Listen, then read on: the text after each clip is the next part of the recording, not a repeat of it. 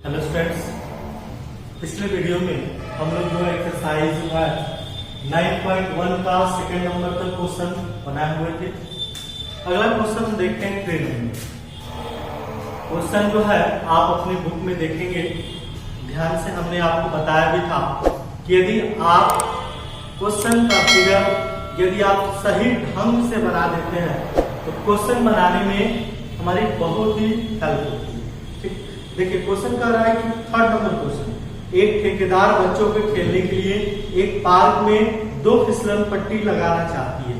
फिसलन पट्टी क्या होता है आपको भी याद होगा कि पार्क में क्या होता है, एक इधर से सीढ़ी की तरफ होता है, आप समझे। फिसलन पट्टी किसको हम लोग कहते हैं, तो एक पार्क में अगर कहें इस साइड जो होता है ना वो सीढ़ी की तरफ होता है। मान लीजिए इधर बच्चे सीढ़ी से चढ़ते हैं और इस पर बैठ जाते हैं, इस पर क्या करते हैं, बैठ जाते हैं, इधर से सीधे डुल जाते हैं। ऐसा आपने पीछे देखे भी होंगे आपको पार्क वगैरह में। ठीक है, सीढ़ी सीधा चढ़ते हैं, यहाँ बैठ के और यहाँ से सीधे क्या करते हैं, डुल जाते हैं। ठीक है, तो कह रहा है क्वेश्चन में फिसलन पट्टी 2 फिसलन पट्टी लगाना चाहती है। पहला ये है कि 5 वर्ष से कम उम्र के बच्चों के लिए ये जो फिसलन पट्टी हमने लगा दिया वो मान लेते हैं कि 5 वर्ष से कम उम्र के बच्चों के लिए, 5 वर्ष से कम उम्र के बच्चों के लिए ये फिसलन पट्टी। और दूसरी एक फिसलन पट्टी लगाना चाहती है जिसका शिखर जो है 1.5 मीटर की ऊंचाई पर। शिखर यानी कि ये शिखर यही होता है, हमने कल आपको बताया था कि ऊंचाई जो है बाबू 1.5 मीटर ऊंची पर है। ठीक है, और भूमि के साथ 30 डिग्री के कोण पर झुका हुआ है। यही ना झुका है, भूमि ये, जमीन ये हो गया, ये नीचे, ये बीच खड़ा होता है। भूमि के साथ कितने डिग्री का साथ झुका हुआ है, 30 डिग्री के साथ झुका हुआ है। ठीक है, उसके बाद क्वेश्चन समझना। उसके बाद क्वेश्चन कह रहा है जब इससे अधिक उम्र के बच्चों के लिए 3 मीटर की ऊंचाई पर इससे अधिक ढाल की फिसलन पट्टी लगाना चाहती है जो भूमि के साथ 60 डिग्री का कोण बनाती है। देखिए ये तो हो गया 5 वर्ष से कम उम्र के बच्चों के लिए। ठीक है, तो उसके लिए छोटा थोड़ा सा हाइट जो है कम रखा गया, लेकिन 5 वर्ष से उम्र के बच्चों के लिए मान लेते ये फिसलन पट्टी है।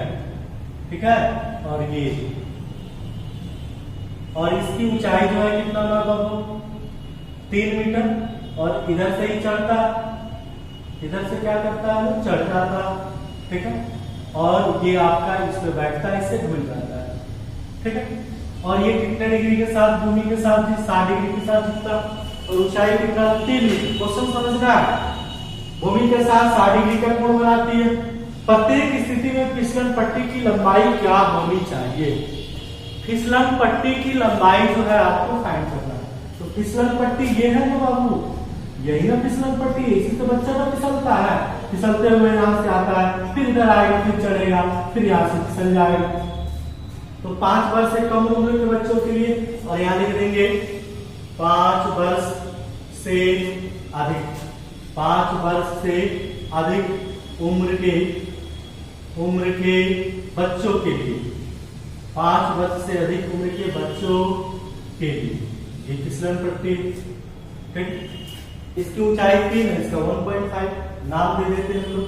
यहाँ A, ये B, और ये क्या बाबू C, और यहाँ लिख देते हैं D, ये E, और ये क्या F। आपको लंबाई निकालना है किसका, AC का, क्योंकि यही फिसलन पट्टी की लंबाई है। और यहाँ पे क्या है बाबू DF, ये फिसलन पट्टी की लंबाई है, और इसी की लंबाई जो है आपको फाइंड करना है। तो देखिए हम लिखेंगे यहाँ पे अकॉर्डिंग टू क्वेश्चन। चाहे तो आप स्टेटमेंट इसमें लिख भी सकते हैं। स्टेटमेंट जो क्वेश्चन में दिया है लिख लेंगे 5 वर्ष से उम्र के कम उम्र के बच्चों के लिए ये फिगर है। आप देखिए इसकी लंबाई निकालना, थोड़ा सा ध्यान दीजिए। थीटा से देखेंगे तो ये क्या होगा P, और ये H होगा ना, क्योंकि B तो ये है, थीटा से ये P और ये क्या होगा H। तो P/H किसका वैल्यू होता है, जो वैल्यू हमको दिया है या जो निकालना है उसी के बीच का रिलेशन हम लोग देखेंगे। तो ये दिया हुआ है, थीटा ये हमारा ये दिया है और इसको फाइंड करना है। तो ये P और ये क्या H, तो किसका यूज, साइन का। तो हम यहाँ पे लिखेंगे इन ट्रायंगल ABC लिख लेते हैं, और यहाँ पे लिख लेंगे साइन कितना बाबू 30 ना, कितना साइन 30 क्या होता है P/H, तो P क्या होगा AB होगा, H क्या होगा AC होगा। साइन 30 का वैल्यू 1/2 होगा, AB का वैल्यू कितना है बाबू 1.5 है, और AC का वैल्यू तो आपको निकालना है। AC वैल्यू जब आप निकालेंगे तो क्रॉस गुणा कर सकते हैं, कितना हो जाएगा 3 मीटर, यानी कि AC यानी कि 5 वर्ष से कम उम्र के बच्चों के लिए फिसलन पट्टी की जो लंबाई होनी चाहिए वो 3 मीटर होनी चाहिए। क्लियर, ये आपका आंसर होगा। चलिए देख लेते हैं 5 वर्ष से अधिक उम्र के बच्चों के लिए फिसलन पट्टी की लंबाई क्या होगी, यहाँ लिख लेंगे अकॉर्डिंग टू क्वेश्चन, ठीक है। और फिगर कौन सा होगा, इन ट्रायंगल DE कौन सा बाबू F। ठीक उसी प्रकार से आप देखेंगे थीटा से ये P और ये क्या H, इसमें भी साइन का यूज होगा, तो क्या लिखते हैं साइन 60, T का वैल्यू क्या होगा बाबू DE, और H क्या होगा DF। साइन 60 क्या होगा √3 कितना 2, और D का वैल्यू कितना 3, और DF का वैल्यू तो आपको फाइंड करना है, ठीक है।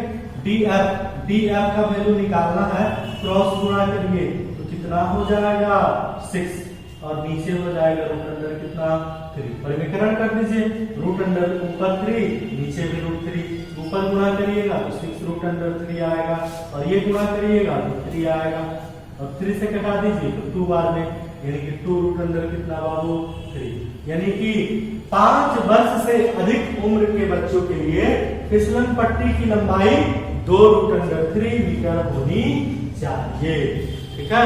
यही हमारा क्वेश्चन है, बन सकता है। देखिए क्वेश्चन बनाने से पहले आप ना उसको बार बार क्वेश्चन को पढ़िए और समझिए, और उसको फिगर बनाने की कोशिश करिए कि फिगर कैसे बनाएंगे। जब फिगर बना लेंगे तो क्वेश्चन तो आसान हो ही जाएगा, ठीक है। चलिए आप इसको नोट कर लीजिए। अगला क्वेश्चन होगा 4 नंबर, ठीक है, नोट कर लेंगे इसको। आगे क्वेश्चन बताते हैं 4 नंबर। ध्यान देंगे क्वेश्चन बनाने से पहले आप बार बार क्वेश्चन को पढ़िए, समझिए। जब क्वेश्चन समझ में आ जाएगा तो फिगर बनाना स्टार्ट करिए, जब फिगर बन जाएगा तो क्वेश्चन बन जाएगा। बस जब आपको क्वेश्चन समझ में आए तो फिगर बनाइए, जब फिगर बन जाए तो क्वेश्चन सॉल्व करिए, बिल्कुल बहुत ही आसानी से सॉल्व होगा, ठीक है। देखते रहिए तो कैसे सॉल्व होगा।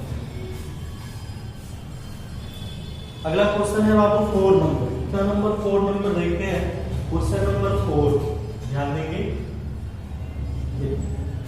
क्वेश्चन नंबर 4 का भूमि के एक बिंदु से जो मीनार के 5 बिंदु से 30 मीटर की दूरी। तो क्वेश्चन समझिए, एक मीनार है, मान लेते हैं यहाँ पे ये AB जो है बाबू, ये क्या है एक मीनार है। AB क्या है मीनार। देखिए इसका शिखर, शिखर कौन सा होगा A, पाद बिंदु कौन सा B, जिसको हम लोग स्थित बिंदु भी कहते हैं, ठीक है।